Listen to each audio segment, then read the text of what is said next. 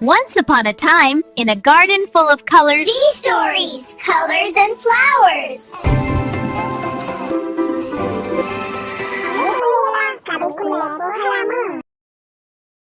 ஒரு அழகான கிராமத்தில் பழனியம்மாள் என்கிற பாட்டி வசித்து வந்தாங்க. அந்த பாட்டியிடம் இருந்தது ஒரு பழைய கைவிசிறி கூடை. ஆனால் அந்த கூடை ஒரு சாதாரண கூடை இல்லை, அது ஒரு அதிசய கூடை.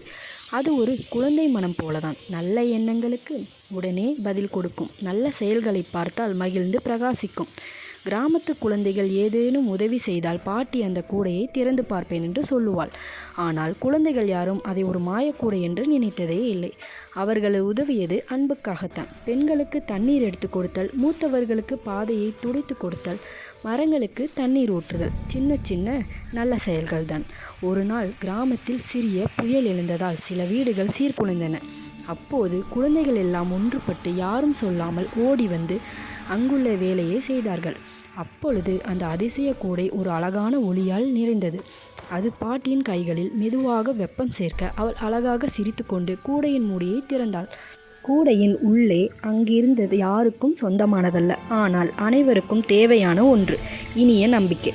கூடை குழந்தைகளின் அன்பையும் ஒற்றுமையும் பார்த்து கிராமத்தையே பாதுகாக்கும் ஒரு பிரகாசமான ஒளியை கொடுத்தது.